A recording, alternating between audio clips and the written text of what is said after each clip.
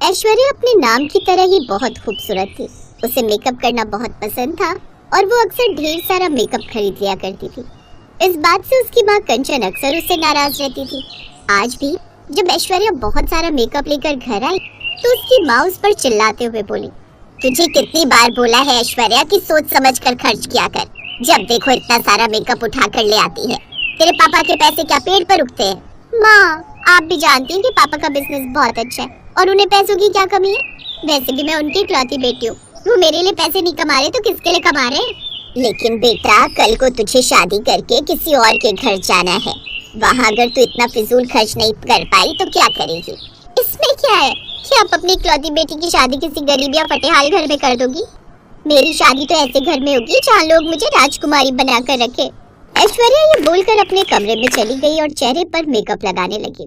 कुछ दिन बीते थे कि उसके पिता राजीव उसके लिए एक रिश्ता लेकर आए और उसे समझाते हुए बोले, ऐश्वर्या बेटा, लड़का करोड़पति और किस्मत से इकलौता भी है। तुझे वहाँ कोई भी परेशानी नहीं होगी। तेरे सास ससुर भी तेरा बहुत अच्छे से ध्यान रखेंगे। अगर तुझे कोई ऐतराज ना हो तो मैं इस रिश्ते के लिए हाँ कर दूँ। पापा, मुझे आप पर पूरा यकीन था। माँ ही बेवजह मुझ पर गुस्सा करती रहती थी। मुझे पता था कि आप मेरे लिए मेरी पसंद का ही लड़का चुनेंगे। बस उन्हें बता देना कि मुझे मेकअप का बहुत शौक है।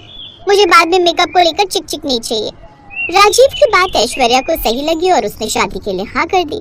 कुछ ही दिनों में उसकी शादी ऋतिक नाम के लड़के से हो गई। शादी के बाद ऐश्वर्या अपने ससुराल आ गई। अभी शादी को एक हफ्ता ही बीता था कि वो शीशे के सामने बैठकर खुद से कहने लगी, अरे मेरा मेकअप तो लगभग खत्म हो गया है। पहले मैं न्यूड मेकअप इस्तेमाल करती थी, लेकिन अब तो मुझे ब्राइडल मेकअप की जरूरत है क्योंकि मेरी नई नई शादी हुई है। क्या करूं? ऋतिक से थोड़े पैसे मांग लेती हूँ। ऋतिक उस समय नहाने गया हुआ था। जैसे वो बाहर आया, ऐश्वर्या ने उससे पैसे मांगे।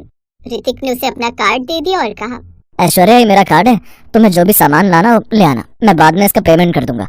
ऐश्वर्या ये सुनकर खुश हो गई कि उसका पति बहुत अमीर है। शाम को वो मार्केट गई और लाखों का मेकअप लेकर आ गई। उसने 10,000 की लिपस्टिक और 50,000 का कॉम्पैक्ट लिया। वो लाखों का बिल बनाकर घर लौटी। लेकिन जैसे ही ऋतिक शाम को घर वापस आया, वो ड्राइंग रूम में ही अपनी पत्नी पर चिल्लाते हुए बोला, ऐश्वर्या, क्या पागलपन है? मेरे फोन पर अभी मैसेज आया कि तुमने एक ही ब्यूटी स्टोर पर 7.5 लाख रुपए खर्च कर दिए। होश में तो हो तुम? ऐसा क्या खरीद लिया तुमने कि पूरा घर बिक जाए? ऋतिक, चिल्ला क्यों रहे हो? मैंने बस अपनी जरूरत का कुछ सामान लिया है। आपने ही तो कहा था कि जो मर्जी हो ले आना। अब मैं आपकी पत्नी हूँ, इस घर की बड़ी बहू हूँ, तो क्या मैं साधारण दिखूंगी? ये देखो, ये इंटरनेशनल ब्रांड की लिपस्टिक है और ये सोने के वर्क वाला फेस सीरम। जरूरत का सामान? ऐश्वर्या, 7.5 लाख में एक अच्छी कार आ जाती है। तुमने उस पैसे को चेहरे पर लगाने वाली क्रीम में उड़ा दिया। मुझे लगा था तुम समझदार हो, पर तुम तो सिर से पैर तक फिजूल खर्ची में डूबी हुई हो। शोर सुनकर ऋतिक के पिता रामविलास और माँ शांति देवी भी ड्राइंग रूम में आ गए। क्या बात है ऋतिक, घर में इतना शोर क्यों मचा रखा है? मेहमान भी आने वाले, कुछ तो लिहाज करो। पापा, जरा अपनी नई बहू के कारनामे देखिए। मैंने इन्हें कार्ड दिया, इन्होंने तो हद ही पार कर दी। एक दिन में लाखों का मेकअप खरीद लाई है। शांति देवी ने जब टेबल पर रखे महंगे डिब्बे देखे तो उनकी आंखें फटी की फटी रह गई। हे भगवान, 10,000 की एक लिपस्टिक।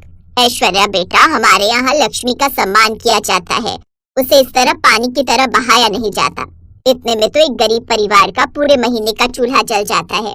मम्मी जी, आप लोग तो ऐसे कह रहे हैं जैसे मैंने कोई गुनाह कर दिया। पापा ने तो कहा था आप लोग करोड़पति हैं और मैं यहाँ राजकुमारी बनकर रहूंगी। अब राजकुमारी क्या सड़क किनारे मिलने वाला सस्ता काजल लगाएगी? बेटा, हम अमीर जरूर हैं, लेकिन हमारी अमीरी मेहनत से आई है, लालच या बर्बादी से नहीं। ऋतिक, आज से इसका कार्ड ब्लॉक करो और इसे पैसों का हिसाब देना सिखाओ।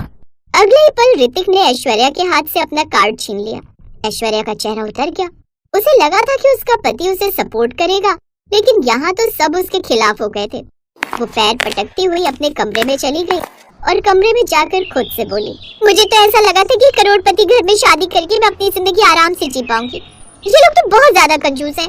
सच में, अगर मुझे पता होता कि इन लोगों का ये हाल है तो मैं कभी भी इस घर में शादी नहीं। अगले दिन सुबह जब ऐश्वर्या उठी तो उसने सोचा कि शायद रात का गुस्सा ठंडा हो गया होगा।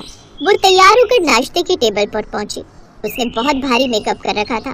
गुड मॉर्निंग सबको। ऋतिक, मुझे आज कुछ और शॉपिंग पर जाना है, मेरा कार्ड काम नहीं कर रहा है। वो काम नहीं करेगा ऐश्वर्या। कल रात पापा ने जो कहा वही होगा। अब से तुम्हें हर महीने सिर्फ 5,000 रुपए मिलेंगे तुम्हारी छोटी मोटी जरूरतों के लिए। बाकी कपड़े और घर का राशन मम्मी देखेंगे। 5,000? ऋतिक, इतने में तो मेरा आईलाइनर भी नहीं आता। आप मेरा मजाक उड़ा रहे हैं। मजाक नहीं बेटा, हकीकत है। अगर तुम्हें लाखों का मेकअप चाहिए तो या तो खुद कमाओ या फिर अपनी सादगी में जीना सीखो। ऐश्वर्या ने गुस्से में अपने माइक के फोन लगाया और अपनी माँ कंचन को सब बताया। माँ, आपने देखा, आपने कहा था कि मैं ससुराल में राज करूंगी, पर यहाँ तो मुझे नौकरानी की तरह रखा जा रहा है। सिर्फ 5,000 रुपए महीना। पापा से कहो मुझे वापस ले जाए। बेटा, मैंने तुझे पहले ही समझाया था कि उड़ते परिंदों के पर अक्सर कट जाते हैं। तेरे ससुर जी सही कह रहे हैं। पैसा इज्जत के लिए होता है, दिखावे के लिए नहीं। अब तू वहीं रह और घर संभालना सीख। ऐश्वर्या को हर तरफ से हार का सामना करना पड़ा। उसने कसम खाई कि वो अब किसी से बात नहीं करेगी, लेकिन घर में एक बड़ी पार्टी आने वाली थी। ऐश्वर्या ने सोचा कि वो पार्टी में इतना सजेगी कि सबकी आंखें फटी रह जाएं। आप सब लोग मुझे देखकर हैरान हो जाएंगे और उन्हें समझ में आएगा कि लाखों का मेकअप कितना ज्यादा जरूरी होता है। उसके बिना तो कोई लड़की सुंदर लग ही नहीं सकती। अब सबकी आंखें मुझ पर ही टिक जाएंगी। जैसे वो नीचे उतरी, मेहमानों के बीच कानाफूसी होने लगी। ऋतिक के सबसे बड़े बिजनेस पार्टनर की पत्नी, जो खुद एक सादगी पसंद महिला थी, उन्होंने शांति देवी से धीरे से पूछा, शांति जी, आपकी बहू सुंदर तो बहुत है, लेकिन उसने चेहरे पर इतना सारा पेंट क्यों थोप रखा है? उसकी असली मासूमियत तो दिख ही नहीं रही। ऋतिक ने ये सुन लिया। उसे बहुत शर्मिंदगी महसूस हुई। उसने ऐश्वर्या को किनारे ले जाकर आईना दिखाया। देखो अपने आप को ऐश्वर्या, क्या तुम्हें लगता है तुम सुंदर लग रही हो? तुम एक चलती फिरती मेकअप की दुकान लग रही हो। लोग तुम्हारी खूबसूरती की नहीं, तुम्हारी नासमझी की चर्चा कर रहे हैं। ऐश्वर्या ने आईने में खुद को देखा। तेज रोशनी में उसके भारी मेकअप दरारें छोड़ रहा था और वो डरावना लग रहा था। उसे पहली बार अपनी माँ की बात याद आई। माँ मुझे हमेशा सही बोलती थी, लेकिन मैं ही उनकी बात को समझ नहीं पाई। अब सब लोगों के आगे मेरा कितना मजाक बन गया है।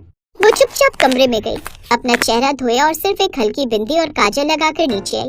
इस बार जब वो नीचे पहुंची तो हर कोई उसकी प्राकृतिक सुंदरता का कायल हो गया। अब लग रही है मेरी बहू साक्षात लक्ष्मी। पापा जी, ऋतिक मुझे माफ कर दीजिए। मुझे लगा था कि पैसा और महंगा सामान ही मेरी पहचान है, पर आज समझ आया कि असली पहचान हमारे संस्कार और सादगी से होती है। उसे अब समझ आ चुका था कि चेहरे की चमक क्रीम से नहीं, बल्कि मन की शांति और बड़ों के आशीर्वाद